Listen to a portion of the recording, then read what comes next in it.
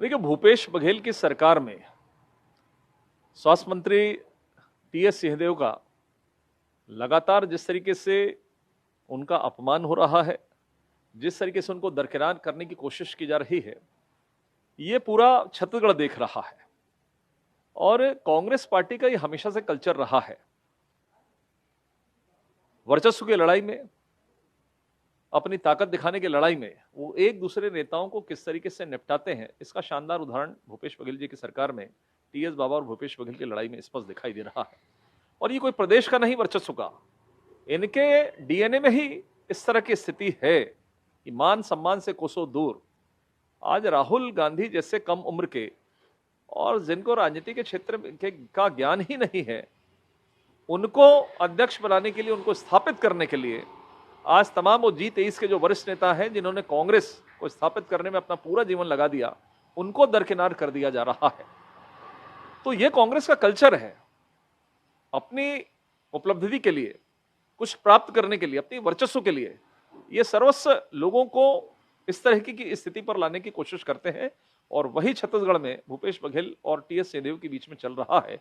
कोशिश निश्चित रूप से हो रही है कि कोई बराबर की स्थिति में न खड़ा हो। यह स्थिति आज यहां पर छत्तीसगढ़ में है। देखिए, बाबा के भविष्य का फैसला या भूपेश बघेल की सरकार का फैसला ये आम जनता ही कर देगी और ये कांग्रेस के हाईकमान को देखना है।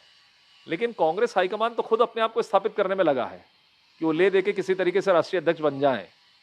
जनता के नहीं चाहने के बाद, कांग्रेस के कार्यकर्ताओं के नहीं चाहने के बाद, तो जो लोग स्वयं राष्ट्रीय स्तर के जो नेता पंगु स्थिति में खड़े हैं, वो दूसरों की स्थिति को क्या आकलन करेंगे। तो मुझे लगता है सब अंधेरे में तीर चल रहा है।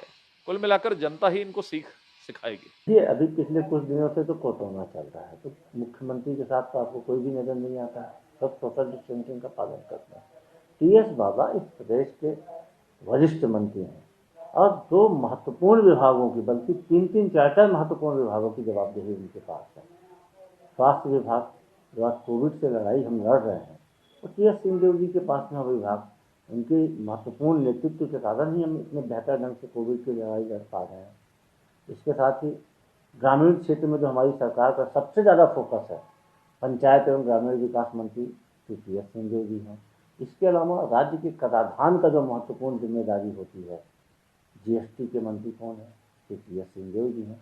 तो यह कहा जाना कि उनकी उपयोगिता कम हुई है या उनका महत्व कम हुआ है, यह भारतीय जनता पार्टी का प्रपंच है। भारतीय जनता पार्टी अपना आत्मावलोकन करे।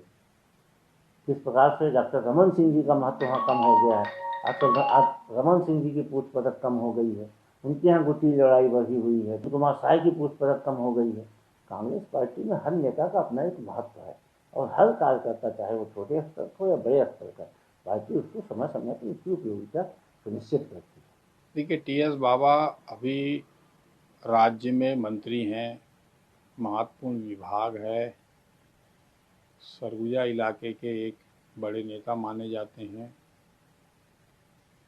और उसके बावजूद भी अगर ये आपको लगता है कि गुटबाजी के चलते उनको दरकिनार किया जा रहा है, तो ये पार्टी का अंदरूनी मामला है।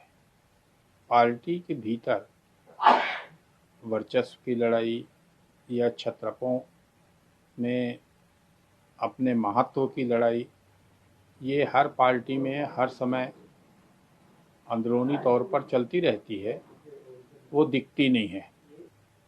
इस काम को गुटी राजनीति के नज़रिए से देखने की अपेक्षा यह भी देखना होगा कि शीर्ष नेतृत्व के कौन करीबी हैं, शीर्ष नेता किनको जिम्मेदारी दे रही है, किस तरह के लोगों को महत्व दिए जा रहे हैं, ये अलग अलग नज़रिए हैं।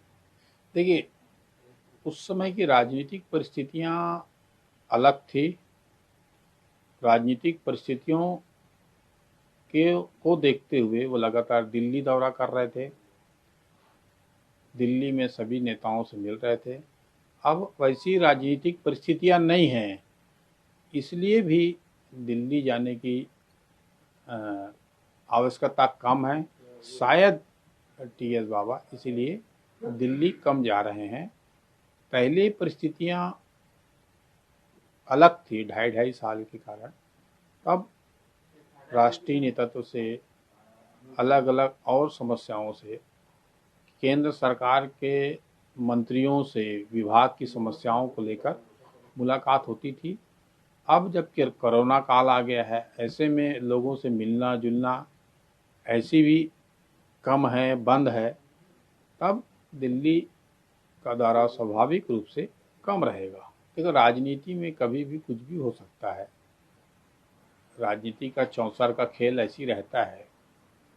फिर भी मुझे ये नहीं लगता कि अब कोई कांग्रेस में, सरकार में कुछ चीज़ें, नई चीज़ें होने की संभावनाएं हैं।